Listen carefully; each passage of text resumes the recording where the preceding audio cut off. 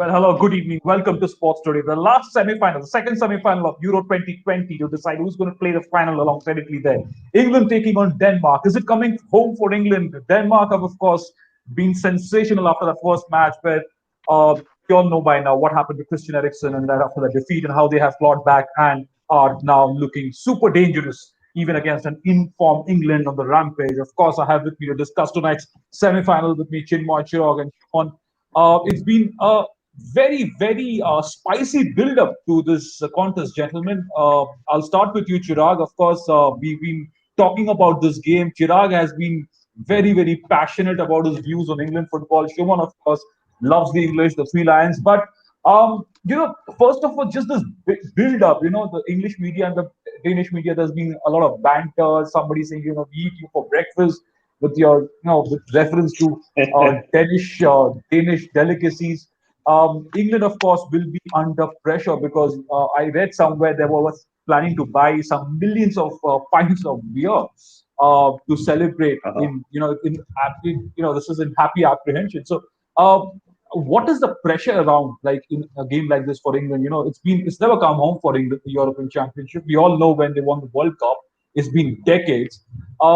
This England team is clearly going to be under pressure, especially after what happened in 2018. Yeah. 6.5 million pints, by the way. Just the same. That's the same I read. 6.5 million pints to go out this evening. But anyway, yeah, you're right. I mean, the pressure is also got to do with the fact that they're playing at home. They're playing in England in Wembley. They've had the luck of the draw to a very large extent. What is also very favorable from their side is that they've not really had that many injuries. Or, Harry Kane didn't start the tournament very well, but I think he's come into a stride. The system was a bit all over the place in the beginning, a couple of games. Calvin Phillips is probably the only player who's been consistent over the period of the last 4 or 5 games. I think they're actually hitting their stride as an English team. They'll be playing at home. They'll be playing with the crowd, not just inside the stadium, but knowing that the whole country is going to be behind them on such a stage. And yeah, I think the banter going into this game is honestly not surprising, but extremely interesting.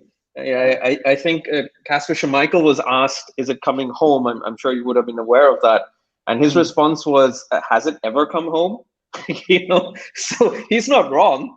He's not wrong. They said 66, but his response was, never for the Euros. So yes, there's a lot of banter going into it. The English would be very determined to ensure that they get to the final. But honestly, this is going to be a very difficult game for them because the Danish have actually found their sweet spot, even in the previous game that they played against the Czechs. The way they've been able to build up play, their attackers dropping off, the defenders down the wings have been phenomenal. I think it was the second goal that they scored. The ball that was being played in was De Bruyne-esque, even though De Bruyne wasn't on the pitch. So there's a lot to look forward to from the Danish side as well. It's not going to be a walkover in any means or form. But if anything, England go in as favorites, but there'll be a lot of pressure on them. A lot of pressure on those shoulders. Absolutely, a lot of pressure. Chinmoy, before I come to Shuman, your thoughts on this clash? This is building up, and you saw what Michael said as well. There was a taunt towards the English media. So there was actually a British journalist who asked him that, and he's, is it coming home for England? Do you reckon? And he said, I don't think it's ever come home for England. And Denmark have been playing fearless football. Yes. Of course, Saka is going to be available for England, but it remains to be seen whether Southgate, still sticks with Sancho. But we'll come to that. But there's obviously a lot of build-up around that England squad as well. We have it. Everybody is fully fit, available. They'd be riding high on confidence. They're coming back to Wembley after that emphatic win in Rome. But Chinmoy, how do you see this rivalry lining up? This has been a stuff of this will be part of sporting folklore after a while, and hopefully get a dramatic semi-final tonight. Yes, you're correct. And I was just glancing through all the British press, right? The Independent, the Guardian, the Mirror, the Telegraph. Everywhere from Glenn Hoddle, Harry Redknapp, Hodgson, Jose Mourinho, they're all 2-1 in favor of England. Big coaches speak. And the surprise element, there is a web called Sports Radar. They have got a supercomputer. That supercomputer has had some predictions. And one of the prediction, 15-20 days before, was the semi-final will be between Denmark and England. And that prediction for this match is absolutely too. They are saying England is going to lose. It's not really. I'm an English basher, England basher. I'm not really. They are their favorite in this match. No denying in it, right? No denying. But the supercomputer, I don't know. I'm not triggering a controversy. It's come in the sports radar. You can go in and check.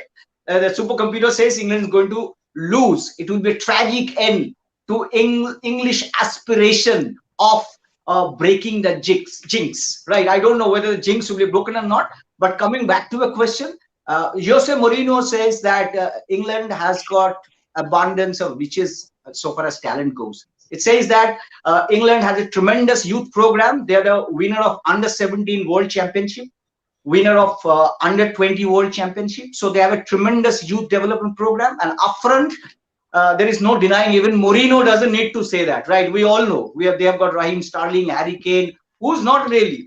Phil Foden, he can play around with anyone. Bukayo Saka is going to come back here.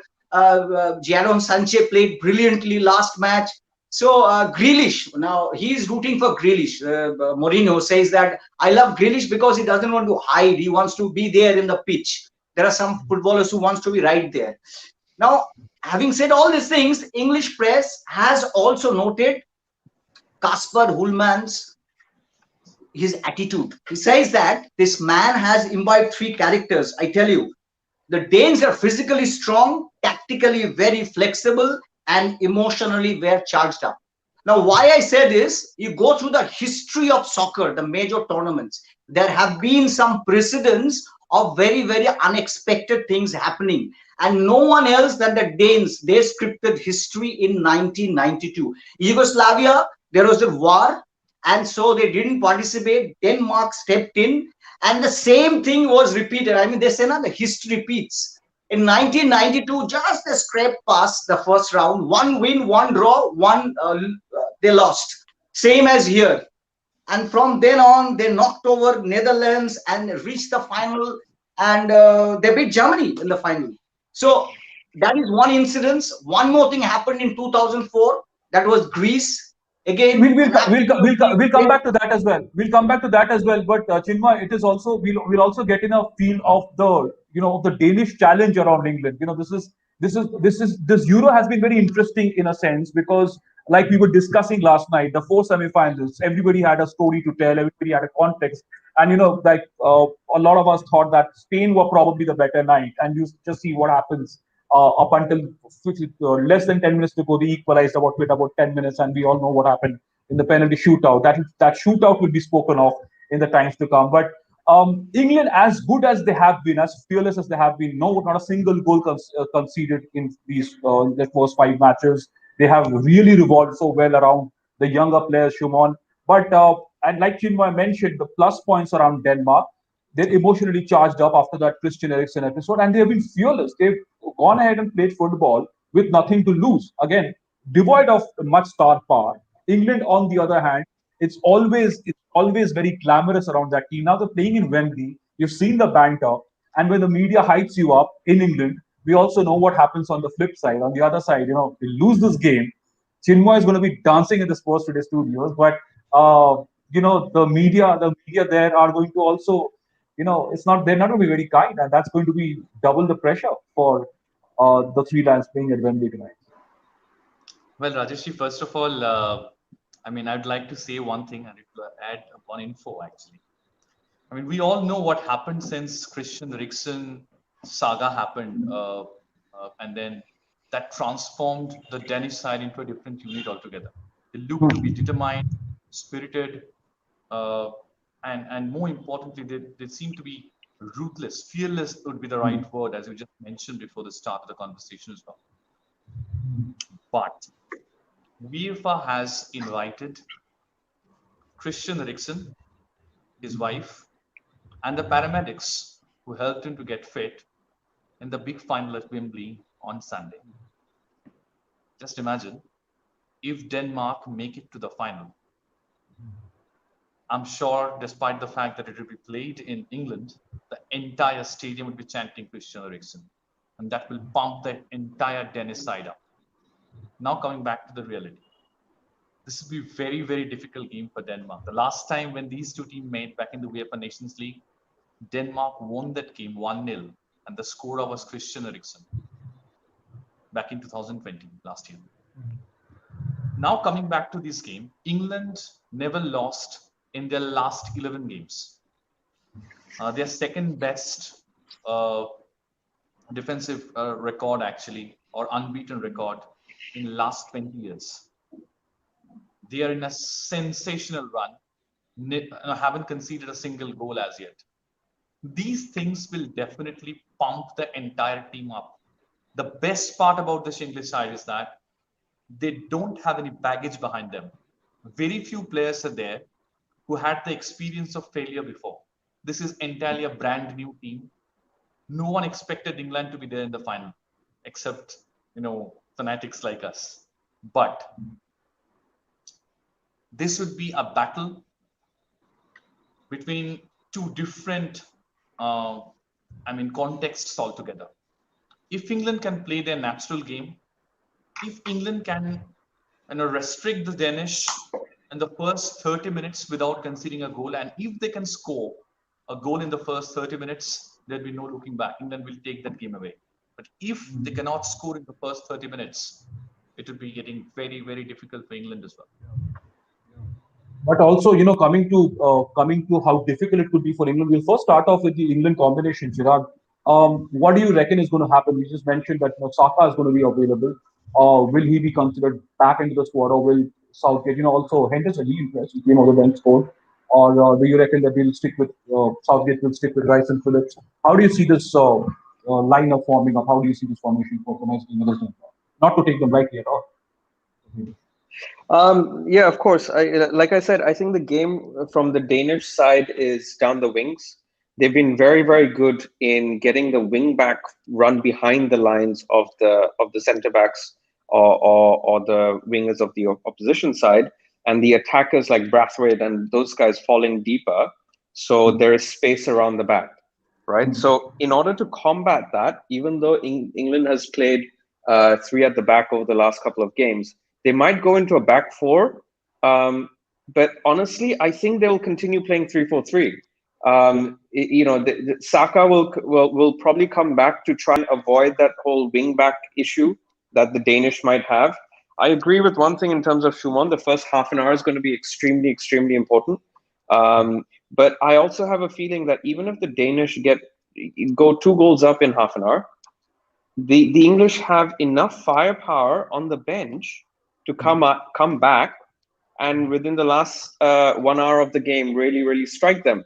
We just have to see Grealish come on the pitch, and they got 2 goals in the last game, right? So I think there's too much in there in the English squad to really put them off, unless there's a big upset. And I know this whole the whole prediction by Sport Radar, and honestly, I would love to see the Danes play really well. In that sense, they deserve it. They're running high on emotion. We spoke about outliers in our last episode, and there are quite a few outliers this time around. The Danish, however, I don't think will be able to deal with that level of attack that the English would have. I think they'll go 3-4-3. I think Harry Kane is now hitting the mark, getting that goal in the last game. Must have done wonders for him. I see Saka coming off at some point of time. Maybe Sancho coming on, Grealish coming on, Foden coming on. There's just too much firepower there. Too much firepower. Right. No, and that was so evident in the game against Ukraine as well, Chinmoy, when they had that lead, and we were wondering whether 2-0 or 3-0, then Southgate would make those changes to save certain players from a second yellow card and make sure they are in place for the semi-final. But you've seen, Chinmoy, you're someone who researches data a lot, and you've studied the trajectory of teams during this Euro. But do you think that Denmark, they lost to Finland after losing Christian Eriksen, they lost the second game, but then that victory over Russia, they've been really charged up. And that kind of fearless football. You mentioned those three aspects about Denmark. If I can also add the fact, the complete fearlessness, the attitude that they've had, playing with complete, with absolutely nothing to lose. Does that also give a team an edge over the hot favorites who are playing in their own den? And maybe who knows, that could suddenly spark off something you would least expect in a high-profile game like this. Yes, see, I've seen Pradeep Banerjee, PK Banerjee. See, some context, India 105 in ranking. It doesn't mean that our coaches are very less. So I just draw a reference. PK Banerjee was never Gareth Southgate, Jose Mourinho. But I heard from him from close quarters in some high voltage matches. 3, 3, 4, 4, 5, 6, 7, all formation goes haywire at times. Okay, I've been privy to some of the inboard when guys like Surajit Dutt. I have the opportunity to play with some of them really, right? They were sitting there. Amol Datta is talking about diamonds, two there, three there, and suddenly Shamaresh Chaudhary, one of the talent, will bump up and say that forget about all these things. Let me get into the pitch and play. Okay, so that's a fact. When the whistle blows, some of the thing goes away. And here, Hulman, I think Almond, whatever I pronounce, I may be incorrect. He is playing on that motivational aspect. He says that we are not underdogs, right? I don't consider ourselves to be underdogs. We'll go there to win. Okay, so I feel that on top of all this tactical analysis, this man is working on that motivational aspect, how he can pump them up. So that's a very important point. On a given day, why I was referring to a lot of history, that history can repeat itself. Okay, you stopped me there, but there was a relevance to it. It happened in 2004 from nowhere. Greece won. England overwhelming favorite here, but it can't rule out these guys. Maybe supercomputer will be wrong, but then Denmark, once a team enters the pitch, it should have the conviction that I can pull it through, right? Okay, India won in 1983. Who would have thought about it against West Indies, though it's cricket? So these are the things, that is the plus point of this coach, Kasper Ullmann. He is motivating the guys. Christian Eriksen is one real example, is in their heart. He says, a very great word he says, that when we get into the ground, it is the heart of Christian Eriksen that we are at our chest. So that's one way of motivating, because they are, they are facing a very formidable English forward lineup who has scored lesser goals than the Denmark, right? Last few matches, they have got 10 goals, and Chirag's very wanted forward lineup, they have got, I think, only 4 in last one they fired up against Ukraine, right? So nothing much to choose between, I guess. So that speaks the story. It's even Stevens, I think. Big names on the big day, let them fire. And let the English team break the jinx. Okay, it's not that they have reached the final 30 times, 40 times. 1966 and now. Okay, it has a huge gap, right? They are no Brazil. They are doing it day in and day out. Let them do it. And the big talk, let them say at that time. That's my word, right? Right. No, I only stopped you there at that juncture because I wanted to bring into perspective Denmark's journey in the Euro so far, and Right. the sort of challenge they can pose to England, and that's why I wanted to bring this up again before we No shifted problem. to shifted to what this could mean for England. We all know what this victory could mean for England. Whether it's coming home, Shumon. But also look at the other side. We'll see whether this what defeat could mean here, because we're not talking about around, even in the English press and the European press. I know there's been a lot of banter. Chinma is the only one who's saying that who's mentioned that let's let this first come home for England. But what could defeat mean here tonight?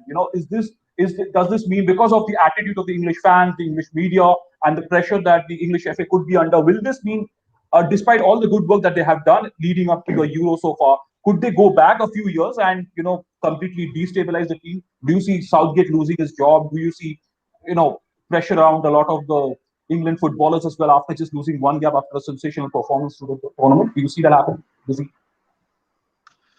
Well, I don't think. I mean, English football last 8 years, they have been absolutely splendid. Let it be in the junior level, let it be under 17, under 20, as rightly mentioned by Chinmoy. So they have been absolutely brilliant. And I mean, one thing you cannot take it away from England, even if they lose tonight. No one thought that England would be making it to the final. As on a neutral's perspective, I'm talking about. Then, without conceding a goal, you are playing a semi-final. It itself is a massive statement. So one match, one bad match cannot prove that you are a bad team. As simple as that. But at the same time, what I can say is like, even if they lose, they have a lot of outstanding young players. I mean, Smith Rowe, super personal. He'll be playing for England in the next coming couple of years. Jesse Lingard was absolutely splendid this season around. Hard for him that he didn't get the chance to play for the Europe, English national team in the Euros. Aaron Van Bissaka, he's changing his nationality just because he had the pain that he couldn't make it to the first 11. Aaron Van Bissaka was outstanding throughout this Premier League and the Europa League. We all know that. So, I mean, they have an abundance of talent at the moment, no doubt about it. What they need is like, at the end of the day, Steve McLaren made the ultimate statement actually yesterday. You won't get a better clinical finisher than Harry Kane at the moment in world football. So, and his record speaks for himself. He scored straight 9 games in the qualifying stage in the UEFA Nations Cup, Nations League as well, and that too against top teams. 2 games he didn't score. People started criticizing him. So this is the problem with the British team you have just rightly mentioned. But at the same time, if England can keep their head, if England can play their natural game, uh, the best part about this English side is like they don't panic. That's the most important part about this English side. Unlike the other teams who played for the Three Lions over the years, this team don't panic, and that's the biggest USP going forward in this game. And a lot of the credit has also gone to Southgate alongside Harry Kane because, talking about why he's one of the best managers for England for the Three Lions in recent times. Chinmay, there's a request for Sports Today's Dr. Joy saying, I hope the Copa America final between Brazil and Argentina will also be covered. I think we should also obviously also focus on the preview because that's also on the 11th of July. So that's going to be a very, very packed evening. Wimbledon final, Euro final, and we'll obviously also touch on Brazil versus Argentina. Chinmay was disappointed with Spain crashing out, but he was also happy this morning that Argentina had made it. So I'm sure he would have watched the match after that game as well. But Chirag, we again, this is not a statement on the English side. This is like all of you mentioned. Nobody expected England to reach there. Also, nobody expected Denmark to reach that far, especially after the those 2 setbacks in the first 2 matches. Christian Eriksen, the whole news centered around Denmark was based on Christian Eriksen. So this is a big moment for both these teams.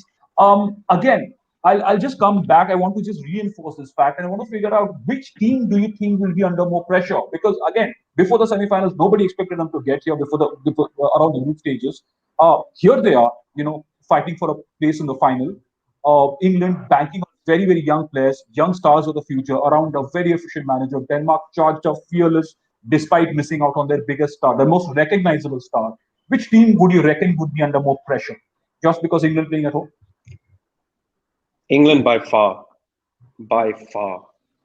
There's no comparison. I mean, if England don't get through to the final, it's very simple. The press, forget the press. The players themselves would be extremely disappointed. It's as simple as that.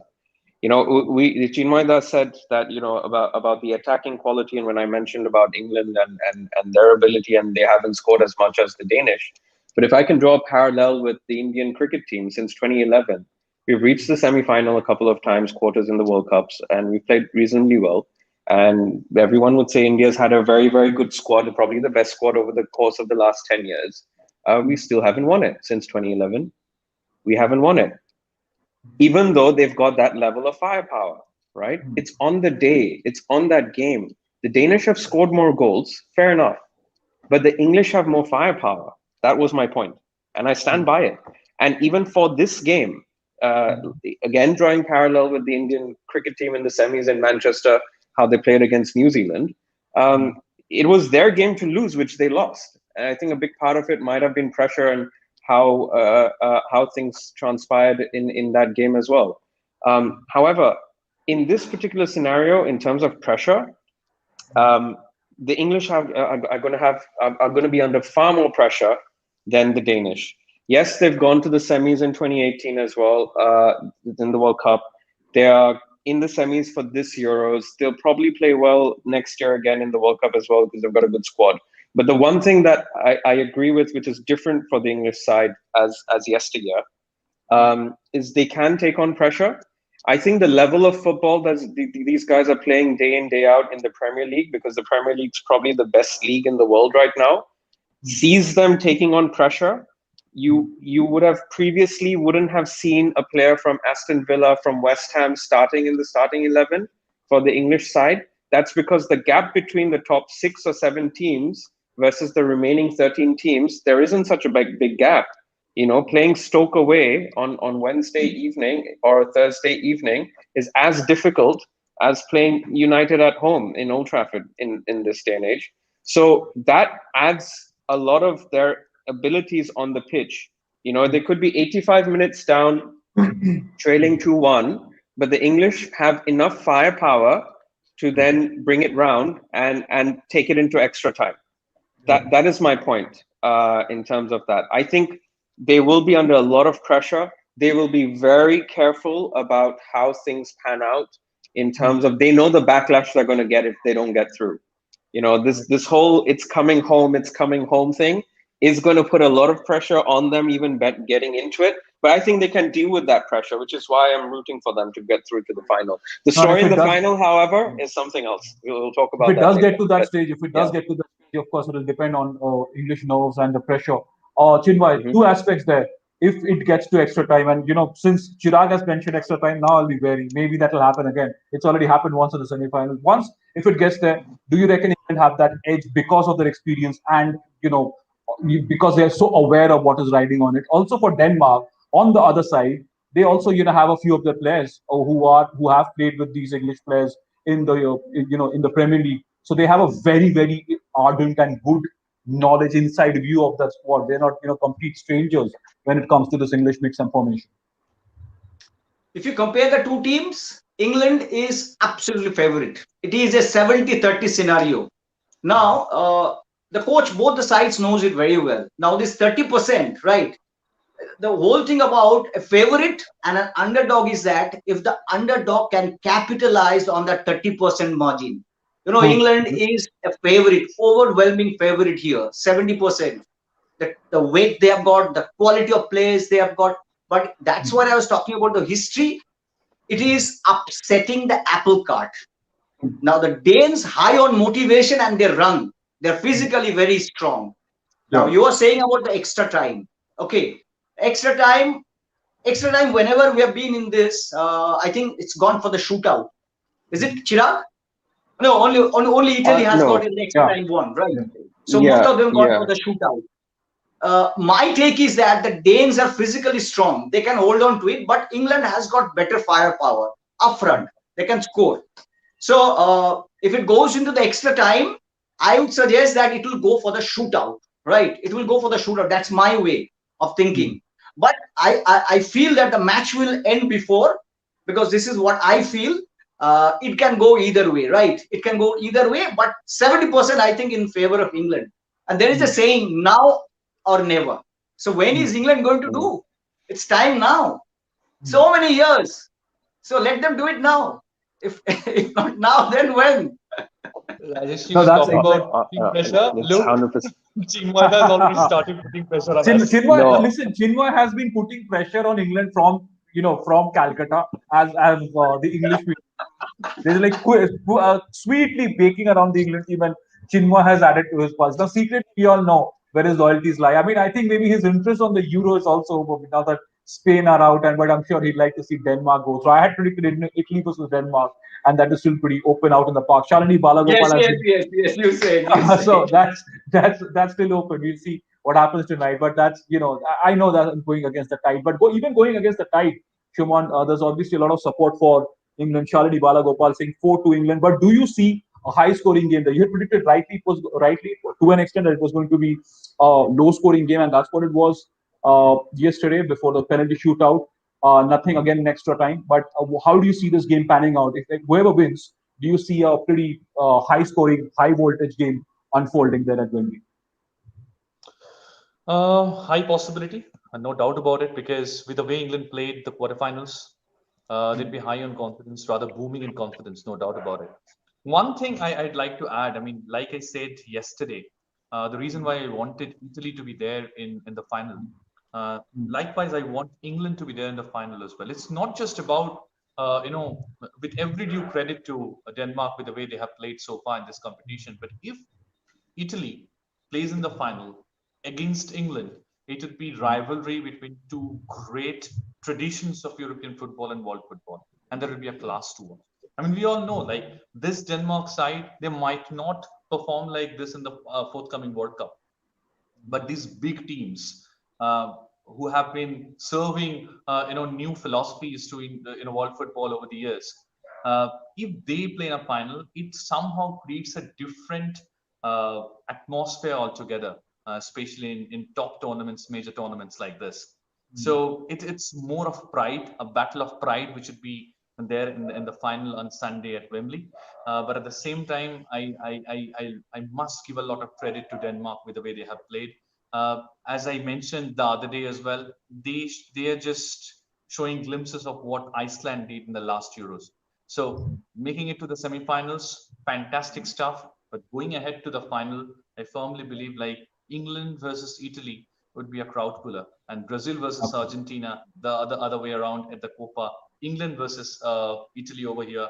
Four outstanding footballing nations who have given a lot of things to world football over the years would be battling for the titles, and that would be spicing things up for the football lovers' perspective.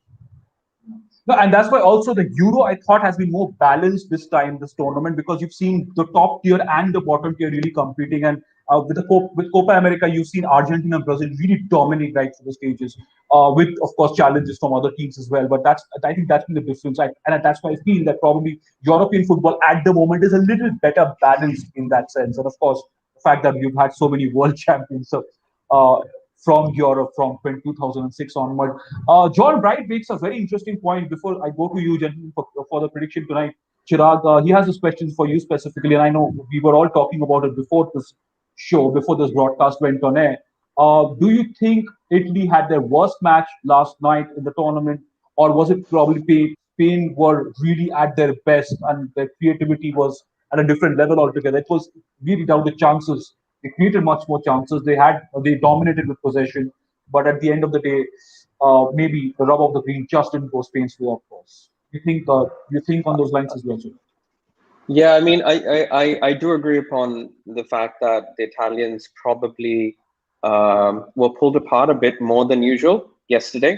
But it's for the Spanish to actually look back and see that they didn't have a classic number 9 who could finish off the goals. I mean, in midfield though, the Spanish were just incredible. The way they filtered through, and the passing was very, very slick. This is back to traditional. We haven't seen tiki-taka football for a long time. I'm not a big fan of using that word because they've dominated world football in terms of possession and such in beauty. But they were very forward-minded. The Italians had to deal with that.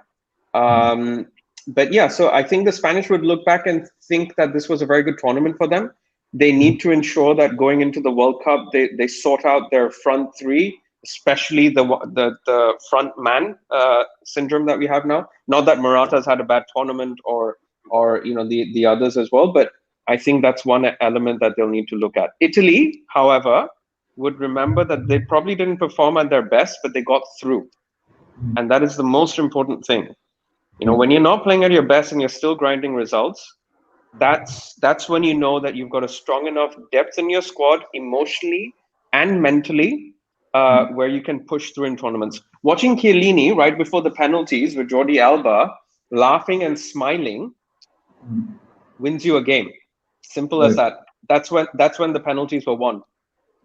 At that kickoff, that's when the penalties were won, in my opinion. Absolutely. It's so much of a mind over matter at times on the sport, on the field as well as that's what happened last night to an extent as well. Oliver Pathak has I don't know whether it's a tongue-in-cheek remark. It's that England scouts, it's cricket players from all over the Commonwealth. Why not do the same with football? And clearly, they have their football talents a lot more sorted.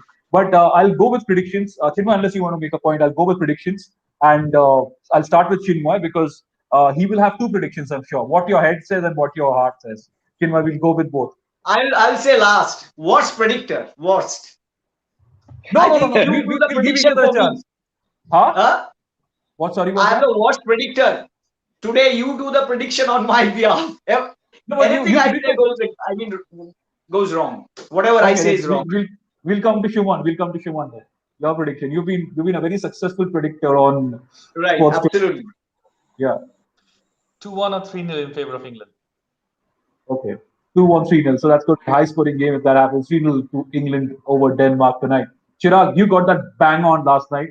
The penalty, your extra time went to penalty Yeah. shootout, but we'll get yours too.